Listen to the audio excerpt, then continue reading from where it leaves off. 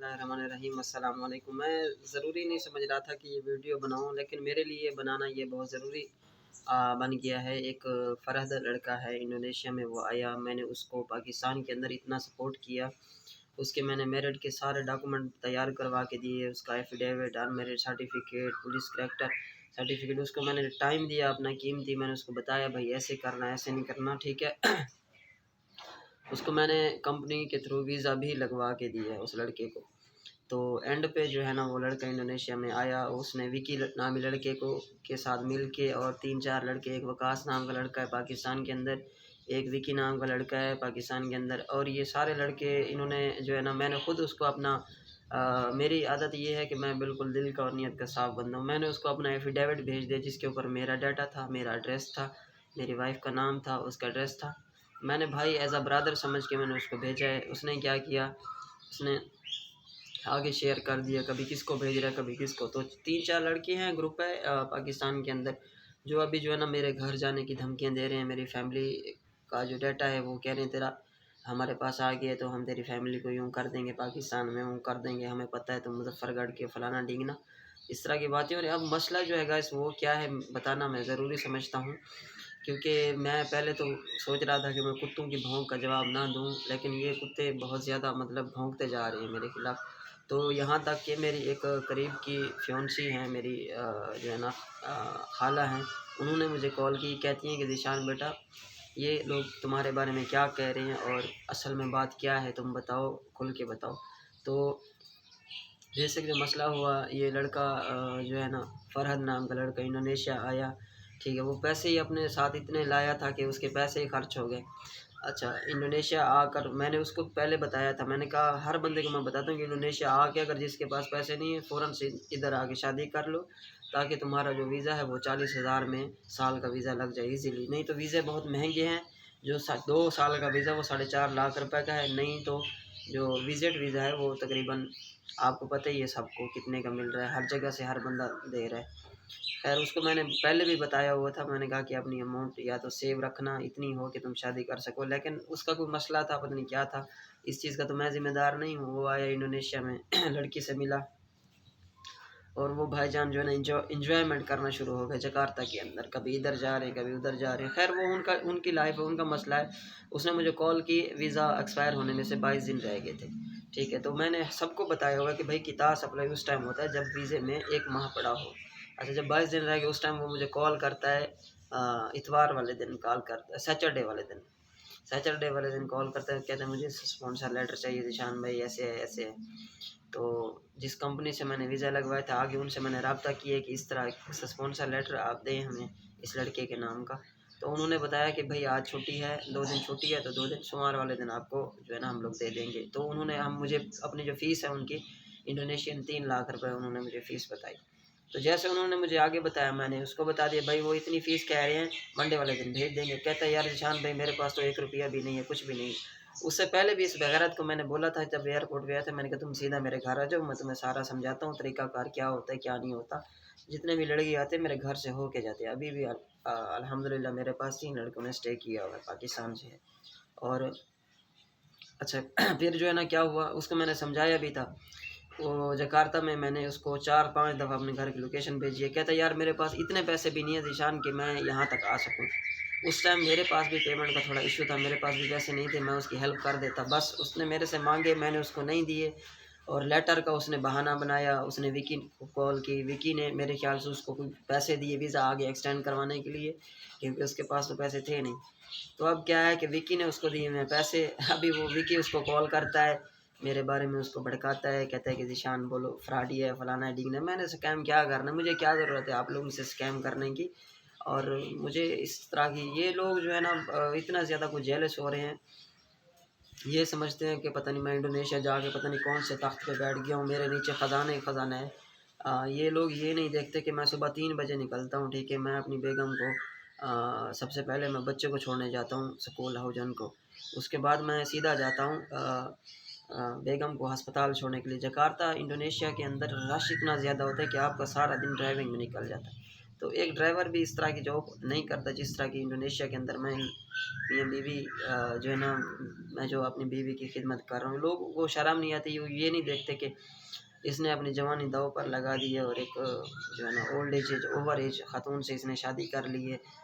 लोगों को खुश होना चाहिए इससे। मैं इंफॉर्मेशन देता हूँ लोगों को, एक एक चीज़ बता रहा था इंडोनेशिया के बारे में, और वही चीज़ ये पाकिस्तानी कौम मेरे खिलाफ इस्तेमाल करती है। मुझे ना किसी इंडिया के बंदे ने जलील किया है, ना अमेरिका के बंदे ने जलील किया, ना किसी इंडोनेशिया के बंदे ने जलील किया।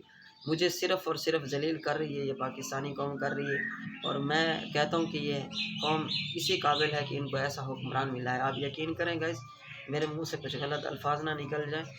इन लोगों ने इतना मुझे जलील किया जनाब, एक्सपोज कर रहे हैं, ज़ीशान फ्रॉड कर रहे हैं। अब जो बंदा मेरा जानने वाला, वो बंदा भी बेचारा शक में पड़ जाता है, वो भी मुझे कॉल करके कहता है कि ज़ीशान भाई यार ये क्या मसला है, ये क्या कह रहे हैं, किस चीज़ का फ्रॉड है।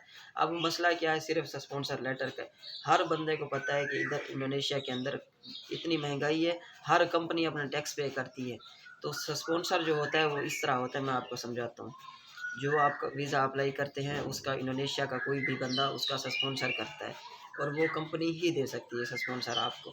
वो स्पॉन्सर जो है ना, उस स्पॉन्सर के बुनियाद पर आपका वीज़ा निकलता है। कुल मिला के जो खर्चा होता है क्लाइंट को बता दिया जाता है कितना होगा, उस स्पॉन्सर पे तो आपका वीज़ा निकल है। अब आगे आपको स्पॉन्सर क्यों चाहिए होता है? लड़के इंडोनेशिया में आके शादी करते हैं गर्लफ्रेंडों के साथ, तो गर्लफ्रेंड के आईडी कार्ड चाहिए होता है, वो गर्लफ्रेंड के नाम पे स्पॉन्सर चेंज होता है।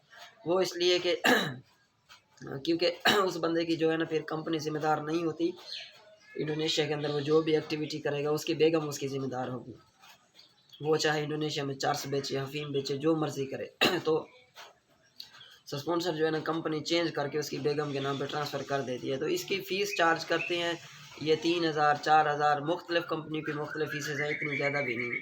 तो ये होता है स्पॉन्सर लेटर। अब ये सिर्फ नाम बनाया हुआ इन्होंने स्पॉन्सर लेटर का। लड़का ज़ीशान है वो मेरे पास आया है, नबील है अभी तक वो मेरे पास स्टे किया हुआ है उसने, ठीक है। एहसन था, उसके बाद अखलाक भाई थे, उसके बाद जनाब जी अली रज़ा था। अली रज़ा वही चूसा जो एयरपोर्ट के ऊपर जो है ना पैसे लेके भाग गया, उसने पैसे नहीं दिए। अच्छा अली रज़ा, मैंने पिछली वीडियो में भी बताया था।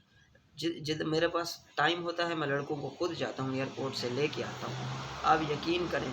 और अगर मेरे पास वक्त ना हो तो मैं लोकेशन भेज देता हूँ और ग्रैब के ज़रिए लड़के मेरे तक आ जाते। 1 लाख रुपये लगता है। अच्छा, तो ये मसला है मेन, ये मामला है गाइस। और ये लोग एवं मेरे पीछे पड़े हैं, उनको हज़म नहीं हो रहा, पता नहीं क्या मसला है। हम लोग मेहनत करते हैं, इन लोगों को ये लगता है कि मेरे पास इंडोनेशिया के अंदर आकर बहुत ज़्यादा पैसा है और मेरी बेगम मुझको खिला रही है। तो यार ये बात हरगिज़ गलत है। वो ठीक है, मैंने उससे शादी की है, वो मेरी शरीका हयात है, मेरी बेगम है, मेरी बीवी है। मेरी चीज़ों में और उसकी चीज़ों में कोई फ़र्क नहीं है, वो हम दोनों मियाँ बीवी का आपस का मामला है। लेकिन ये लोग कमेंट के अंदर कहते हैं कि बीवी के टुकड़ों पे पल रहा है, कभी कोई कुछ कहता है पाकिस्तान से, कभी कोई कुछ कहता है।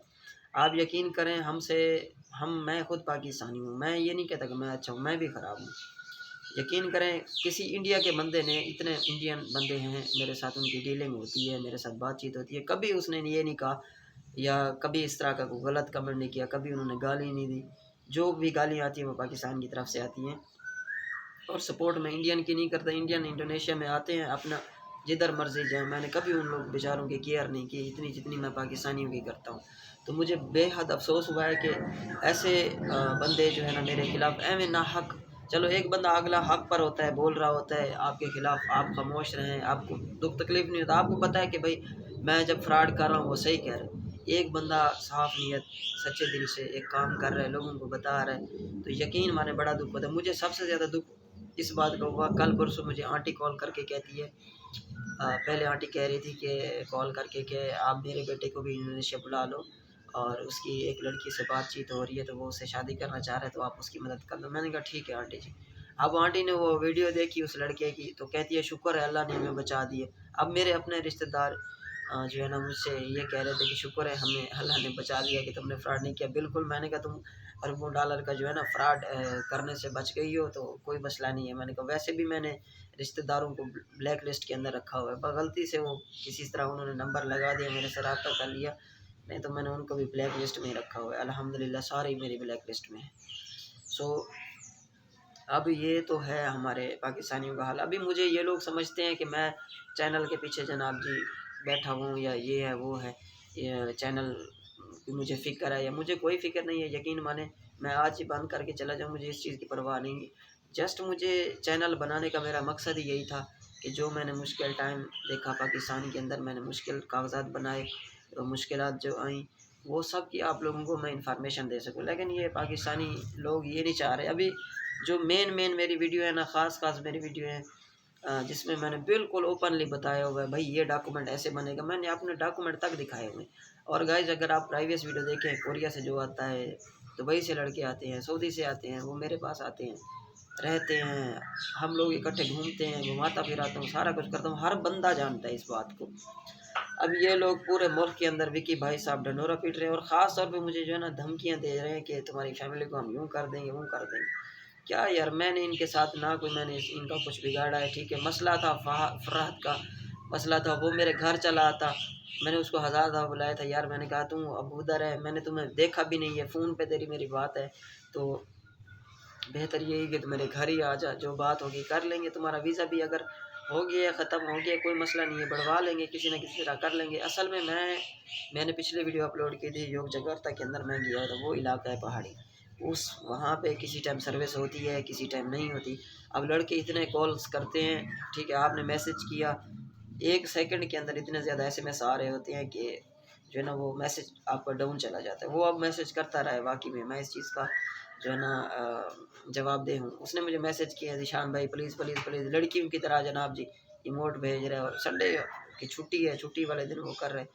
अब हमने भी तो अपनी लाइफ़ देखनी है ना, हमने भी तो अपना एक सर्कल चलाना है ना कि अच्छा। बहरहाल ये लोग जो है ना बस इंतहा कर दिए इन लोगों ने, मुझे बहुत अफ़सोस हुआ है, और ख़ास तौर पे मुझे विकी का अफ़सोस हुआ है। ये विकी भाई जो है ना वीडियो के अंदर आप लोग देखें, जिसने भी उसकी वीडियो देखी है, शक्ल से बेचारा चोर लग रहा है मेरे को, आँखों से मुँह से ही चोर लग रहा है। अब वो ये चाह रहा है कि मतलब सबसे पहले तो वो चाह रहा है कि मैं ज़ीशान को एक्सपोज़ करके फ़ेमस हो जाऊँगा, ठीक है, बहुत ज़्यादा मुझे लोग पसंद करेंगे। दूसरे नंबर पे वो चाह रहा है कि लड़के जो है ना मेरे से वीज़ा लें, और खुद पाकिस्तान में बैठा है और मेरे से वीज़ा लें। अभी वो प्लान ये बना रहे हैं कि इंडोनेशिया जाएँगे और ज़ीशान को जो है ना इसके ख़िलाफ़ हम कंप्लेन करेंगे और ज़ीशान के ख़िलाफ़ एक्शन लेंगे। अब ये बेचारे ये समझ रहे हैं कि ज़ीशान भाई इंडोनेशिया में अकेला है, जो कि यूट्यूबर है, जिसका हर बंदे से राब्ता है। वो भई ये समझ रहे हैं कि वो अकेला है तो हम उसको जाएँगे, बस जाके उसको मार देंगे, काट देंगे, ये कर देंगे। तो ये लोग पाकिस्तान समझ रहे हैं, जिस तरह एक पाकिस्तानी हमारे टिकटॉकर भाई को इन्होंने मारा है। तो इसी तरह के जेलस लोग होते हैं जो आपके ख़िलाफ़ हो जाते हैं और दुश्मन बन जाते हैं। तो मैंने तो ये पहले ही सीखा हुआ था, ये मौला अली का कौल है ना कि जिससे उसके शर से डर जिसके ऊपर तूने एहसान किया है। तो आपको पता है कि एक बंदा मेरे साथ जब रब्ता करता है तो मेरा ज़मीर ही गवारा नहीं करता कि मैं इसको रियलिटी ना बताऊँ। उसको मैं सब बताता हूँ, भाई इंडोनेशिया में आओगे, ऐसा वीज़ा अप्लाई करोगे, ऐसे होगा, ये करोगे, उसको पूरा मैं सिखा देता हूँ। आगे उसकी मर्ज़ी है, वो ले ना ले, अप्लाई कराए ना कराए। मेरी खुद की कोई मतलब कि इस तरह की कोई ख़ास जो है ना मेरी नहीं है कि जो भी आता है मैं उसकी हेल्प कर देता हूँ। ठीक है, जेरा जो मेरे ये नहीं है कि मैं इंडोनेशिया में आके लाखों रुपए बाँट रहा हूँ। भाई मैं खुद अल्हम्दुलिल्लाह जो है ना अपना जो भी करता हूँ, जो सिस्टम लगाता हूँ, वो मैं अपना सिस्टम ही चला रहा हूँ, और बेगम मेरी बेगम वो अपना सिस्टम चला रही है। उसके ऑलरेडी आप लोगों को पता है 4 बच्चे हैं बेचारी के, वो खुद बूढ़ी हो चुकी है। तो वो मेरी क्या केयर करेगी, या मैंने अपनी जवानी दाँव पे लगा दी, ये कोई भी नहीं समझता यार। मेरी 22 साल की उम्र है गाइस, ठीक है। तो मुझे कसम से मेरा जो दिल टूटा है ना, वो इन पाकिस्तानी अवाम की वजह से टूटा है, और मैं कसम खुदा की पाकिस्तान को कभी ना छोड़ता। मैं रिश्तेदारों की वजह से, उनके तानेबाजी की वजह से, बात बात पे झगड़ा जी, हमारे करीब के अपने दुश्मन थे, बातों बातों पे झगड़ा जी, तुम्हारी बकरी इधर क्यों चलेगी, तुम्हारी भैंस इधर आ गई, तुम्हारी माँ की, तुम्हारी बहन की, ऐसी की तैसी तुम्हारी। इन चीज़ों से मैं जान छुड़वा के इंडोनेशिया में आया हूँ, लेकिन ये लोग जो है ना फिर भी मेरी जान नहीं छोड़ रहे। इसमें गलती मेरी है कि इन लोगों की मैंने उस कौम की मदद की कि जिनको एहसास ही नहीं है। ये लोग समझते हैं कि ज़ीशान के पास जो है ना इधर टैंकी लगी हुई है पेट्रोल की, ये पानी से निकालेगा, पेट्रोल गाड़ी में डालेगा, हमें जाके एयरपोर्ट से लेके आएगा, हमें खाना भी खिलाएगा, हमें घुमाएगा फिराएगा। अब उसका कोई हक नहीं है ज़ीशान का। कभी किसी लड़के ने ऐसा नहीं किया, जो भी मेरे पास है कभी नहीं किया, कभी नहीं किया किसी ने कि ज़ीशान भाई यार तुमने गाड़ी का तेल डलवाया, तुम मुझे लेके गए हो, चलो यार ये 2000 तुम जो है ना रख लो, तेल डलवा लेना। या कभी जो भी पाकिस्तानी है, कभी उसने ये नहीं किया कि यार ज़ीशान के घर में आए हैं, उसके पास रह रहे हैं तो किसी बच्चे को जो है ना उनके, चलो मुझे नहीं, बच्चों को बंदा 1000 दे देता है कि थोड़ा चलो मैनेज कर लेंगे आपस में। तो लोग ये समझते, मेरी बेगम भी बेचारी, वो भी जो है ना वो भी कुछ नहीं कहती, मुझे मना नहीं करती, मेरे पास आते रहती है। वो भी बेचारी खुद काम करती है, खाना लाती है, सारा कुछ करती है। उसने भी मुझे कभी गिला नहीं किया कि तुम्हारे पाकिस्तानी आते हैं। लेकिन कल उसने मुझे भी कहा, कहती है कि आप ज़ीशान ये बंद कर दो, तुम ये काम ही ख़त्म कर दो और तुम चैनल बंद कर दो। पहली बात तो ये कि तुम्हें इससे कोई फ़ायदा नहीं हो रहा, दूसरी बात ये कि उल्टा लोग तुम्हारे खिलाफ़ हो रहे हैं। अब उस लड़के को देखा, मेरी बेगम को पता था उस लड़के को, वो भी जानती थी। जिस लड़के फ़रहाद को मैंने बुलाया उसको मैंने बताया था कि ऐसे जो है ना उसकी इमिग्रेशन में भी उन्होंने रोक लिया था। उसमें भी मैंने बताया भाई क्या बोलना है आगे तुमने, क्या नहीं बोलना, उसमें भी मैंने उसको पूरी इन्फॉर्मेशन दी। तो मेरी बेगम आज सुबह भी लड़ाई की है मेरे साथ, कल भी उसने बोला, कहती है ईशान ये तुम काम जो कर रहे हो ये तुम बंद कर दो, बस ये तुम गलत लोगों की हेल्प कर रहे हो। ये पाकिस्तान के लोग निहायत बदतमीज़ हैं और ये एहसान फरामोश लोग होते हैं। मेरी बेगम ने कसम खुदा की ला इलाहा इल्लल्लाह, सुबह मैं इसको लेने गया हूँ अस्पताल में, इसने बोला है, इसने मुझे ट्रांसलेटर से मुझे बताया कि मैं कसम से शर्म से जो है ना, मेरा दिल करता था कि मैं गाड़ी इधर ही छोड़ के जो है ना बेगम को भी छोड़ के मैं कहीं चला जाऊँ दूर। मुझे ऐसा मतलब इतनी एक शर्मिंदगी उठानी पड़ रही थी सिर्फ हम हमारे पाकिस्तानी भाइयों की वजह से, शर्मिंदगी। तो मैं आप लोगों के आगे हाथ जोड़ता हूँ, आप लोग ये ड्रामे ढोंगबाजी बंद कर दें। आपको मेरे बारे में कोई भी शिकायत है आप सीधा मेरे पास घर आएँ। अगर आप इंडोनेशिया में हैं तो आप इंडोनेशिया में मेरे पास आ जाएँ, ठीक है। अगर आपको कोई मसला है तो आप कॉल करके मुझसे पूछें, भाई ज़ीशान भाई ये मसला है, आप ठीक नहीं हो, फलाना है, ठीक नहीं। ये कोई तरीका नहीं है इस तरह से एक बंदे को खिलाफ आप नाहक। मेरे कोई अब्बा की इधर कंपनी नहीं लगी हुई कि मैं आप लोगों को जनाब जी फ्री वीज़े देता रहूँ या निकाल के देता रहूँ। ज़ाहिर सी बात है जो बंदा जो चीज़ देता है उसके वो चार्जेस लेता है और वही चार्जेस होते हैं जो कंपनी के चार्जेस होते हैं। तो यही मसला था, यही लड़ाई झगड़ा चल रहा है। अब मैंने तो किसी के साथ कोई लड़ाई नहीं की है, लेकिन मैं 1-2 दिन में जो है ना अपना चैनल बिल्कुल ही ख़त्म कर दूँ। या तो मैं नया चैनल बनाऊँगा जिसके ऊपर सिर्फ़ मैं और अपने व्लॉग्स बनाऊँगा, या फिर जो है ना इस चैनल को तो मैंने सोच रहा हूँ, यही सोच रहा हूँ कि मैं इसको डिलीट कर देता हूँ और ख़त्म कर देता हूँ। क्योंकि इसके अंदर मैंने सारी वीडियोज़ ऐसी डाली हुई हैं जिसमें मैंने ए टू ज़ेड अपने बारे में बताया कि मैं कैसे इंडोनेशिया पहुँचा, आप लोग कैसे आ सकते हैं, ये मेरा डॉक्यूमेंट है, ये देखो ये वाला फ़लाँ डॉक्यूमेंट है, ये ऐसे बनेगा, ये ऐसे बनेगा। यहाँ तक कि मैंने कौवा ऑफ़िस के अंदर भी जाके आप लोगों को बताया कि इस कौवा में आपको कोई मसला हो तो मेरे यहाँ पे भी दोस्त हैं, यहाँ पे भी मेरे दोस्त हैं। सारे लड़कों को मैंने बताया, जो मेरे से हो सका मैंने इन लोगों के लिए किया। लेकिन मुझे बहुत अफ़सोस है कि मैंने पाकिस्तानियों के लिए ये काम किया। आप यकीन करें कि अगर मैं ये 6 महीने किसी और जगह पे टाइम देता तो मैं अब तक कहीं पहुँच चुका होता, क्योंकि जो मैं इंडोनेशिया जैसे मुल्क में हूँ, इतनी अपॉर्चुनिटीज़ हैं यहाँ पे बिज़नेसेस की, मैं कुछ भी कर सकता हूँ यहाँ इंडोनेशिया के अंदर। तो मैंने गलत काम किया, मैं इस पे बहुत ज़्यादा पछता रहा हूँ और मुझे शर्मिंदगी है कि उस बंदे की जिसको मैंने ए टू ज़ेड हेल्प की, जिसको मैंने अपना वक़्त दिया, जिसके ऊपर मैंने अपना टाइम बर्बाद किया, वो बंदा चंद पैसों की खातिर एक बंदे से पैसे लेके वो मेरे खिलाफ़ है। उन्हीं का कज़न जो है ना एक लड़का है, उन्हीं का कज़न शहबाज़ नाम है उसका, उसने मेरे से जो है ना मेरे थ्रू उसने जो है ना वो वीज़ा लगवाया है। उन्हीं का अपना कज़न है, उससे नहीं लगवाया। उसने उसने खुद मुझे कॉल करके बताया कि ज़ीशान भाई यार मैंने उनको मना किया है वीडियोज़ बनाने से, मैं नहीं चाहता कि आप पाकिस्तानी भाई हैं, आप लोग आपस में झगड़ा करें या लड़ाई करें या ऐसा-वैसा। तो अभी जो है ना जनाब जी मुझे ऐसे ये लोग देख रहे हैं जिस तरह एक डबल शाह नहीं फ्रॉडिया होता, डबल शाह का फ्रॉड सबको याद होगा। तो फ्रॉड लगाया हुआ कि बिग स्कैम मारते एजेंट, तो किसका, तुम्हारी अम्मी का मैं एजेंट हूँ भोसड़ी वाले। तो उसने ये ड्रामा लगाया हुआ है कि एजेंट वगैरह, कोई मैं एजेंट नहीं हूँ भाई। जहाँ से मुझे वीज़ा मिलता है, जिस कंपनी से मिलता है मैं दिला देता हूँ आपको। अभी भाड़ में जाएँ सब लोग, कोई मैंने ये सिस्टम नहीं करना, बस सब ख़त्म स्टोरी, सब ख़त्म कहानी। अभी इन लोगों ने ये, मैं भी देखता हूँ कि ये लोग, मैं चैनल अपना बंद करता हूँ, मैं भी देखता हूँ ये लोग कैसे फेमस होते हैं और एक दूसरे इंसान के ऊपर कीचड़ उछाल के और दूसरे को गंदा करके ये लोग कैसे फेमस होते हैं और ये कैसे यूट्यूब से रोटी खाते हैं, मैं भी इन लोगों को देखता हूँ। बाकी आप लोग मेरे फ़ैन हैं, इंशाल्लाह मुझे आपसे आप लोगों से अच्छी उम्मीद है, मुझे यकीन है कि आप मेरा यकीन करेंगे। और आप लोगों को अगर फिर भी बिलीव नहीं है, मेरी ओल्ड वीडियोज़ देखो, जहाँ पे मेरे पास बंदे आ रहे हैं, उन सबसे मैं इंटरव्यू ले रहा हूँ, बारी-बारी आप लोग देखें, आपको सारे समझ लग जाएगी। बाकी जो सच्चा झूठा इंसान है, उसकी तो सबको ही समझ लग जाती है। बहुत शुक्रिया आप लोगों का, मुझे यहाँ तक सपोर्ट किया आप लोगों ने। अब मज़ीद जो है ना, मैं यूट्यूब पे मज़ीद मुश्किल है मैं यहाँ पे मज़ीद चलूँ। देखूँगा, मैं इसके बारे में सोचूँगा, और मैं अगर जो है ना हो सका तो मैं सारी वीडियो डिलीट कर दूँगा, नहीं तो मैं इसको प्राइवेट करके जो जहाँ तक मैं इन्फॉर्मेशन देनी थी जितने बंदे, क्योंकि ये जितने लोग ज़्यादा आएँगे उतने मेरे ख़िलाफ़ होते जाएँगे, और ये जो है ना इनको हज़म नहीं हो रहा। ये समझ रहे हैं कि मैं जनाब जी मेरे पास गाड़ियाँ हैं, फलाँ है, ढींग ढमाके, हालाँकि मैंने इन चीज़ों के ऊपर इतनी तवज्जो ही नहीं दी। मैं इन ऐसी चीज़ों के ऊपर थूकता भी नहीं हूँ भाई। अल्हम्दुलिल्लाह मेरे वालिद साहब हैं, मेरी अम्मी जान है, मेरे लिए वो भी वही काफ़ी है। मेरे पास पाकिस्तान में इतना एक सरमाया है कि मैं अपने अम्मी-अब्बू के साथ अपने खुशी-खुशी रह सकूँ।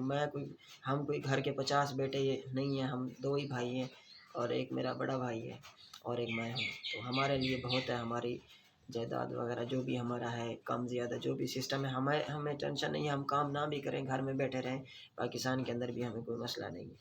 तो बहुत शुक्रिया, अस्सलाम वालेकुम।